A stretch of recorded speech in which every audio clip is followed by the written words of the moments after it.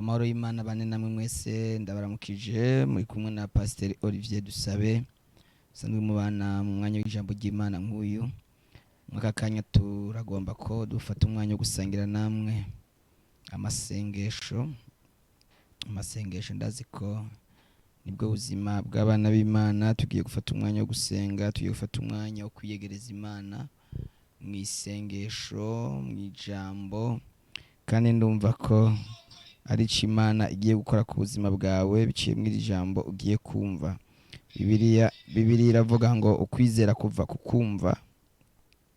Wewe hari icyo ugiye kumva ukacizera, ndazi neza ko hari icyo ijambo rigiye gukora ku buzima bwawe.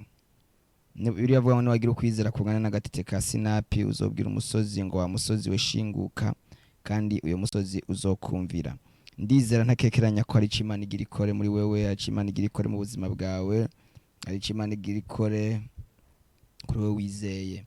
Bibiliya ivuga ngo hahirwa wewe wizeye ko ibyo wabwiwe n'Umwami Imana bizoba. Nawe ugiye kwizera ijambo ry'Imana rigiye kuvuga kuri wewe, ndizera ko hari icyo ijambo rigiye kurema, hari icyo ijambo rigiye gukora, hari impinduka rigiye kuzana muri wewe, mu byawe no mu bawe. Imana ikumpezagirire, Imana ikugirire neza.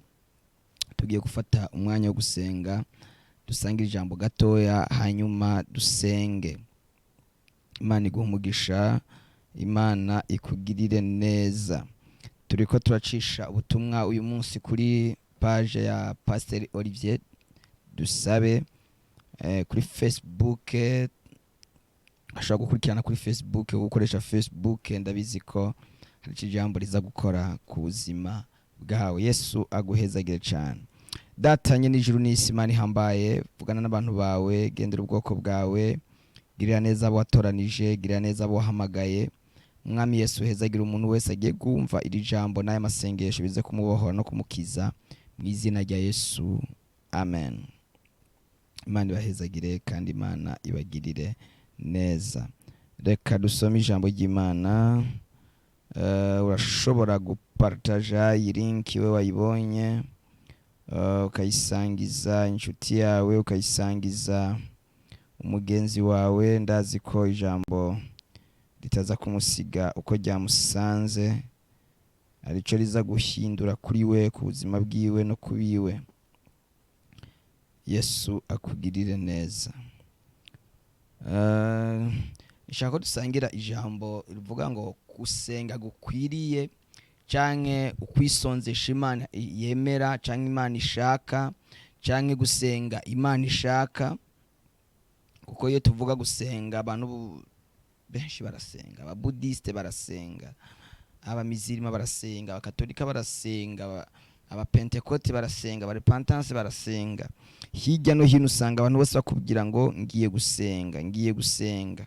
None ninde kandi umuntu wese ukumva kubwira ngo gusenga kwanje ariko gusenga nyako niko gusenga kuzima. Mbega gusenga by'ukuri Imana ibona ikanezerwa no gusenga kumeze gute? Mbega amasengesho yose Imana irayumva? Amasengesho yose Imana irayemera? Ninde azokubwira ko ari karasenga wumve by'ukuri ko gusenga kwiwe ari ugusenga ko umuntu wese wumva ashira imbere isengesho ryiwe, wumva ashira imbere idini ryiwe habo. Twebwe turabasenzi, twebwe Imana yumva, twebwe twegereye Imana cyane, twebwe twegereye Yesu cyane. Hari nakubwira ngo jenegere Bikira Mariya cyane. Uravyumva, wamubwira irindi sengesha akabona umenga warazimiye, uvuga ati nanjye ndumusenzi Imana iranyemera, kumva umenga akabona umenga wewe warataye umurongo, warataye inzira. Mbega by'ukuri nukwahe gusenga nyako, nukwahe gusenga Imana yiravye ivuga ati by'ukuri urasenze. Nukwahe gusenga cyane, nukwahe kwaturanya ko gopfuka Imana ikavuga ati uyu arasenze, uyu muntu arampamagaye. Nukwahe ejide, nukwahe ko abasenga ari benshi mu Burundi. Abasenga ari ibice 95% birenga cyangwa 98 bavuga Yesu. None nukwahe gusenga gukora ku mutima w'Imana, nukwahe gusenga Imana iraba ikavuga ati kugusenga kurampimbaye, kugusenga kuranezereye, kugusenga kurankozeko. Nukwahe gusenga nukwaye. Nibyo tugiye kuganira ko, nibyo tugiye gusangira muri aka kanya, nibyo tugiye gufadikanya. Wowe nkurikirane ube hafi. Tugiye gusenga, tugiye gufadikanya iri sengesho, tugiye kuganira uko ndabitahura, uko ndavyumva. Shaka toya kubivuze siko, ariko je nanje uko ndavyumva nuko Imana yo mwijuru kugirire neza kuyu mwanya. Hari icyo Imana igiye gukora ku buzima bwawe. Reka dusome ijambo ry'Imana muri Bibiliya. Bibiliya ni rufatiro rwiza. Dusome muri Matayo 6 uhereye ku murongo wa 5. Aravuga ngo gusenga.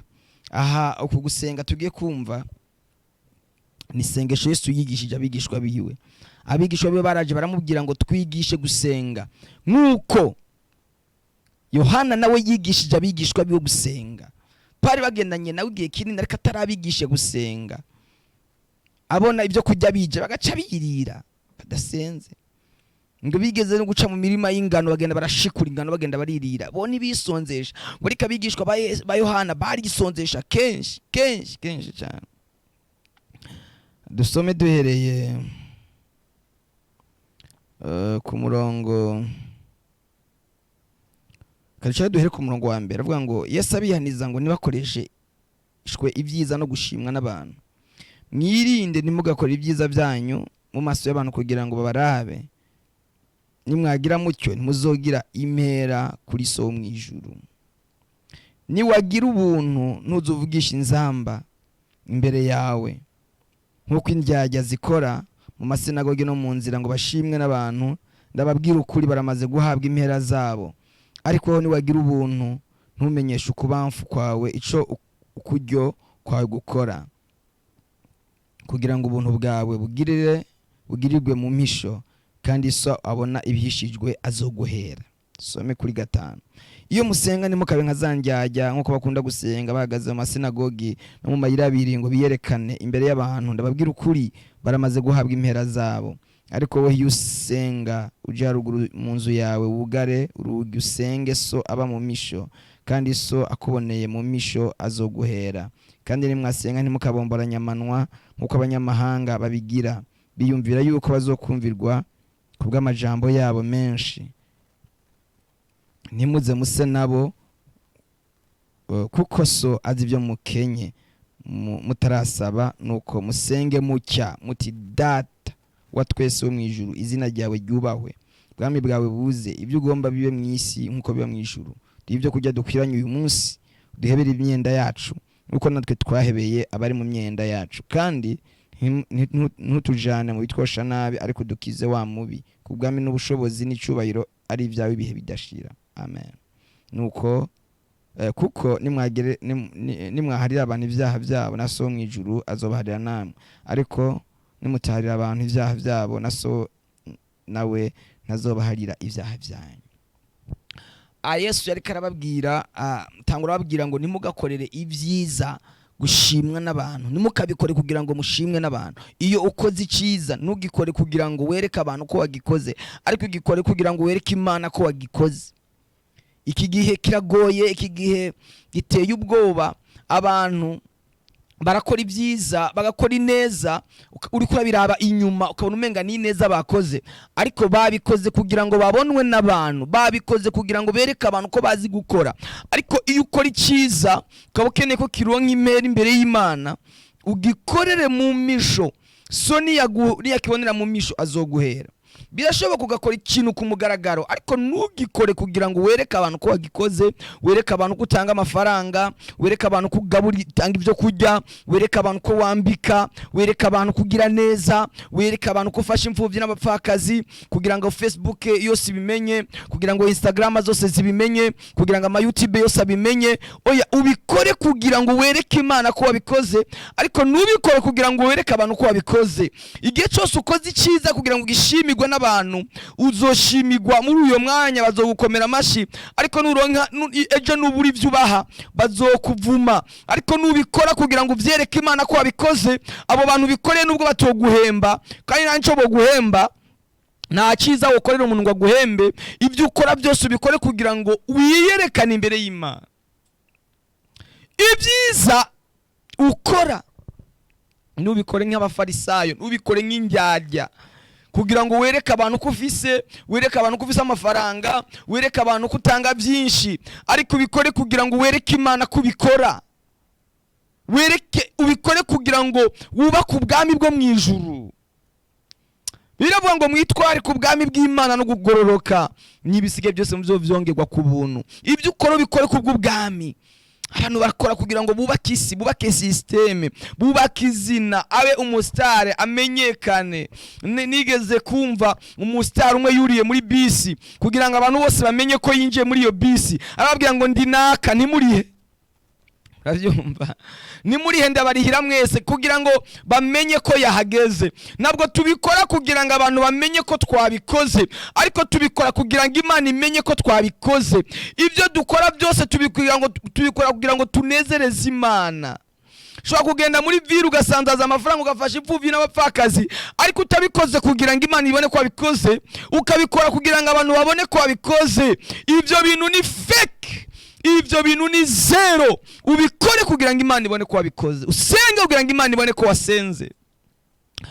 Nigeze kumva umuntu yabwiye abantu ngo ndi mu masengesho, ngeze ku munsi wa 20, ngeze ku munsi wa 30, urumva, kugira ngo abantu bamenye ko yasenze.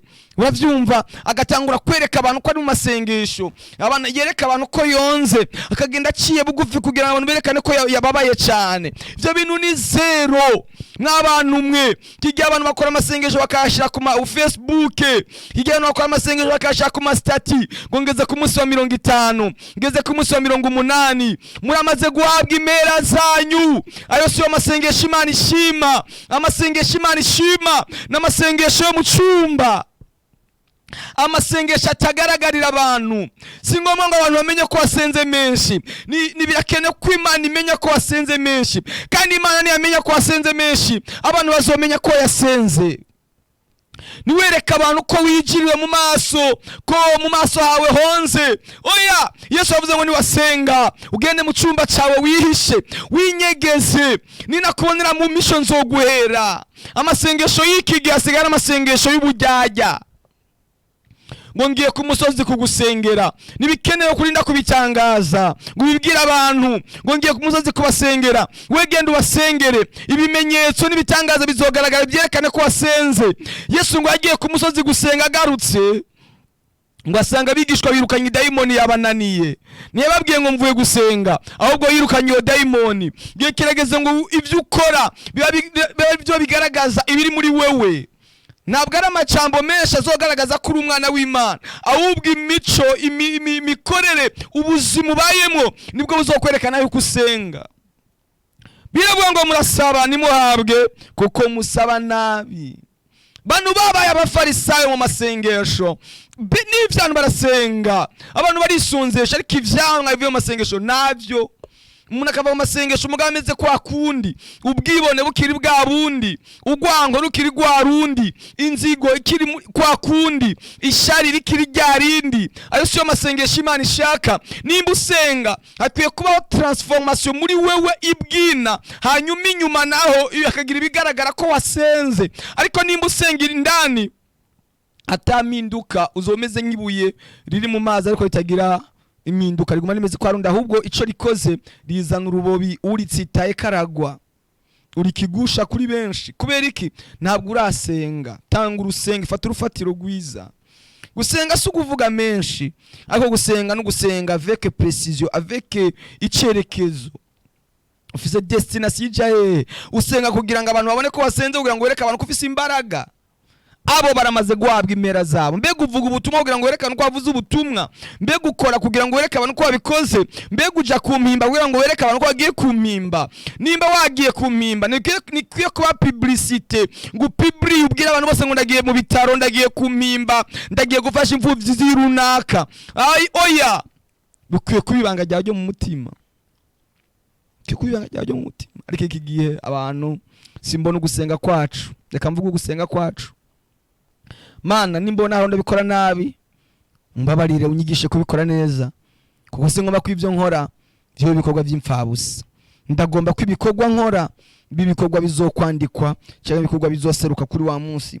Bibiliya iravuga ngo abantu benshi bazocishwa mu ruzi rw'umuriro, ibikorwa byabo bizopimwa, bose bazocishwa muri urwo ruzi rw'umuriro bambaye, ariko amazi y'umuriro azogaragaza ibikorwa twakoze. Imana tugirire neza abantu b'Imana. Si ngombwa ngo twereke abantu ko turi abantu bahambaye, twereke abantu ko turi abantu b'ibitangaza. Ndi grand prophète, hariho numvise ngo ni intare, sinzi ko ari intare mu muryango wa Yuda. Urumva uri intare yahe? Intare ni Yesu. Biravuga ngo dore intambwe yo mu muryango wa Yuda aranesheje, iyo ni Yesu. Ndi singo ngo n'amasimba, simba gani? Simba ni Yesu wenyene. Mureke kugaragaza ubwibone, mureke kugira amasengesho y'ubwibone, mureke kugira amasengesho yo kwiyerekana imbere y'abantu. Kora amasengesho akora ku mutima w'Imana, kora ibikorwa byiza bikora ku mutima w'Imana. Nimba by'ukuri wisonzesheje, fata ibyo byo kurya wari kurya ugende wifashisha abashonje. None wowe ufite stock y'ibiharage n'umuceri n'inyama n'ibindi, ubinindirije kuzoheza amasengesho. Ariko none bisabye abana ngo wizi inyama tuzozijya ngo muzozijya ngarutse. Ntavyumva ko si gusenga ngo izi nyama ngo muzozijya uko mvuye mu masengesho ngo muzibika tuzozisangira nje. No, ko siko gusenga. Fata ibyo byo kurya byiza wari kurya, ibyo wimye ubishira abashonje. Shira abari mu bitaro, shira abari mu maprizo, ko niko gusenga. None wewe amastoka yacuze kwa kuni nta muntu numwe wigeze ugira ico umariye, wigeze ugira ico ufashije. Uri kurasenga gusenga kwitwa gute? Kugusenga siko. Biravuga ngo Yesu agiye bigisha ngo ntimukabe nka zandyarya. Kigiye gusenga kwarononekaye, kigiye gusenga kwaratosekaye, igihe iyi minsi amasengesho asigaye umenga ni navuga gute, ni ibintu bigezweho. Twereka abantu ko dusenga, twereka abantu ko twisonzesha, twereka abantu ko rumva ko duhambaye, bo kumva ko nsenga iminsi 50 baza kumva ko nkomeye. Ivyo naco bivuze. N'ababudiste barisonzesha, urumva vyumva abadayimoni barisonzesha. Nasomye ijambo ry'Imana ravuga ngo abantu ngo barisonzesha ngo kugira ngo baravuga naco tuzojya naco tuzonywa tutarica Paulo. Urumva bisonzesheje kugira ngo bice. Ari abantu bisonzesha kugira ngo bice. Gute urisonzesha mugabo ka office abantu babitse mu mutima ngo naka naramubitse. Imana kakumbwira ikintu ngo abakristo biki gihe ugusenga kwabo nuko ubusa, kuko basenga bafite abantu babitse mu mitima yabo ngo naka sinzomuharira, naka ibyo yankoreye. Nawe Imana iyiza guharura ibyo wayikoreye kugira ngo ntikubabarire. Wowe ari gukora iki? Babarira. Imana yambwiye ngo mbwira abantu ni mubabarire, babarirana. Ngo nanjye ngo atasabye imbabazi ntazo nzomusaba. Babarira mwene so, babarira wakugiriye nabi ntaco bitwaye. Mwige kubabarira. Haleluya. Isengesho ry'imbabazi. Yesu yavuze ngo niwagira waje gutanga ikimazi ukibuka yuko ari cupfa na mugenzawe, banza ugende mwitature byo kubera byiza aruko uje mwitatuye. Nimba ugiye gutanga ikimazi ukumva ko ari umuntu mwagiraniye nabi, banza ugende mwiyuzuze. Uja kwigaburo yera, ari n'abatanga amagaburo yera ugasanga n'umupasiteri ni umukozi w'Imana, ni apotre, ni bishop, mugafisa abantu yabitse mu mutima ngo sinzomubabarira ngo yarankomerekeje. Urinde wowe utababarira. Mubabarire. Ngo mwene wacu ibintu yankoreye, mama ibintu yankoreye ngo sinomubabarira, birakomeye. Bikomeye gute? Nawe ibyo wadu warakoreye Yesu byari bikomeye cyane, ariko yarakubabariye. Babarira uwo muntu. Kabukeneye gusenga kugira ngo Imana ikumve. Gusenga nyako no gusenga kw'imbabazi. Ngo musenge mutya muti dawe wa twese wo mwijuru, ubwami bwawe buze, ibyo ushaka bibe kwisi nkuko biba mwijuru. Gusenga nyako no gusenga kuza n'ubwami. Iyo wasenze ukamanura ubwami mu buzima bwawe, utegeza kugira impinduka. Ahantu wageze ubwami ategeza kuba changement, utegeza kuba impinduka. None wowe nimba usenga ukabudahinduka, uko se gusenga nta bwami buri muri wewe. Yesu nari muri wewe, Imana niraganza muri wewe, Imana nirategeka muri wewe.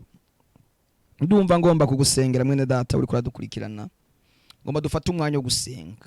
Ushobora kuba uri muhira, ushobora kuba uri mu nzu, uri ku kazi, fata umwanya wo guca bugufi ndagusengere, ndagusabire ku Mana. ngomba kugusengera, ngomba gufata isengesho. Kandi mu mwanya ndaza gusengera abagwayi, ndaza gusengera abantu bafise ingwara, bafise imitwaro, bafise ibibazo bitandukanye. Ndizera nabikekeranya ko hari Imana iza gukora ku buzima bwanyu, hari Imana iza gukora ku buzima bwawe. Fata umwanya ubwa mbere. Iyo umuntu asenga ukwiye kubanza kwiyeza, ukwiye kubanza kwitunganya, ukabanza ukabwira Imana ngo Mana ndi umunyabyaha. Kiga abantu nibaciha n'ivyaha, abantu nibacatura ivyaha, abantu basigaye baje gupfukama gusa nibacatura. Ngo ibyo vyari vyakera, ngo ibyo vyaramaze guta agaciro, vyaravuye kuri page ntibigihitinze. Nagenda kubwiza ukuri, ndakwiyebuze nimba usenga n'ivyaha, ahubwo ntabwo uri kuri hiti ngo nja kubwira ivyaha ngo umuntu nkanje kubera iki. Ngo ya nibishoboka. Gusenga kwiza, ugusenga nyako, nugusenga kumugororotsi, nugusenga kumukiranutsi. Banza usaba imbabazi Imana. Kindi ubanza ushima. Abantu bagenda imbere y'Imana, merezibi, Mana amafaranga, Mana mimiduga, Mana mibi. Ariko urafise ibyo ukwiriye kubanza gusaba Imana. Mana maviza, Mana mimodoka, Mana mu mwana. Ariko by'ukuri biravye urabona ko ivyo bintu Imana yogwa bifise ahantu bishobora kuza kugira ngo vyicare. Banza usaba Imana imbabazi. Banza ushime, kengurukira Imana ivyo yaguhaye. Raba ivyo imaze gukora birengeye ivyo uri kurasaba. Imyaka 30 urayimaze, imyaka 35 urayimaze uri muzima. Ari mwashobora kuvuga ngo je maze imyaka 40 sindigera nja mu bitaro. Ariko ugera mu bitaro wotangara. Nabonye umuntu nagiye gusuhuza umuntu arambwira ngo ni bantera umuti 150 ku munsi, nzomara indwi zibiri. Yagize akantu kabazo gatoya, aribwa n'agakoko kuguru. Uwo muti 150 ku munsi. None wewe uri muzima, umaze umwaka, imyaka 20, imyaka 30, imyaka 50, uri muzima, nuraja mu bitaro. Ari uravyumva. Gufise vyinshi byo gushima Imana. Muri ivyo yavuze ngo hari impamvu iginera guca bugufi, nkaririmba indirimbo zishimwe, wankomereje umutima ucitse intege, wumvise gusenga kwijwi ryanje, byukuri umutima wanje urabyemeza ko wera ni wewe. Ngo wankomereje umutima ucitse intege, wumvise gusenga kwijwi ryanje. Banza ushimira Imana kandi gusengera. Data Mana ihambaye, Data Mana ikomeye, Imana y'amahoro, Imana y'agakiza, fasha umwanya wo gusabira imbabazi uyu mukobwa, fasha umwanya wo gusabira imbabazi uyu musore, fashe umwanya wo gusabira imbabazi uyu mupapa, uyu mumama yirimbuye, yicujije. Uko umuntu agenda yisuzuma, uko umuntu agenda yigaya buri munsi, niko impinduka ziza mu buzima bwiwe. Mana ndamusengeye kugira ngo umubabarire, kugira ngo wirengagize ibyaha, wirengagize ibigabitanyo, wirengagize ivyo yakoze, wirengagize ivyo yavuze, wirengagize ivyo yagendeyemwo, umuhari utamuharuriye, mutandukanye n'ikibi cose. Uzobukoze Mwami, urakoze ndagushimiye kumuhaye imbabazi, urakoze ndagushimiye kumwejeje mu izina rya Yesu.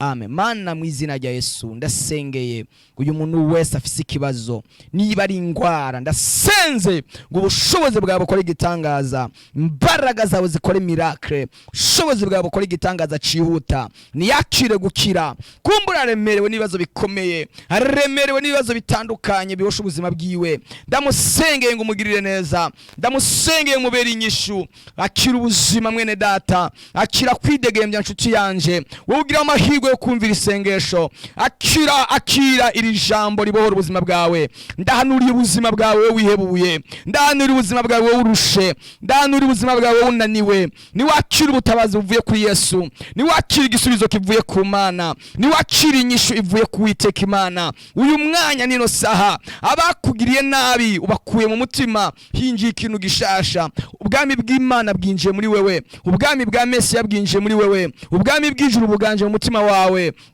ndagusengera ngo Imana ihindura amateka yawe, ndagusengera ngo Imana ihindura ubuzima bwawe, ndagusengera ngo Imana ihindura ubuzima bwawe. Ni wakire kugirirwa neza, ni wakire igisubizo kivuye ku Mana, ni wakire inyishu ivuye kuri Yesu, wakire ubuzima, wakire kugirirwa neza. Mana ugirire neza uyu mwana wawe, ugirire neza uyu mukobwa, ugirire neza uyu musore. Mana ndamusengeye, reka igitangaza gikoreke ku buzima bwiwe, reka igitangaza kibohora ubuzima bwiwe, reka umubere inyishu, reka umubere igisubizo. Urakoze Mana, ndagushimiye, urakoze Mwami Yesu. Niba yarahemukiwe umwibuke muri aka kanya, niba yaratawe umwibuke kuri uyu munota. Birashoboka ko imiryango yoduta, birashoboka ko abagenzi boduheba, ariko wowe nturigera uduheba. Muri ibyo yavuze ngo Yesu nahemuka. Mwami ntabwo wigeze uhemukira abana bawe. Ndasengeye uyu muntu igitangaza gikoreke mu buzima bwiwe. Urakoze Mana kumugiriye neza, urakoze Mana kumuhinduriye izina,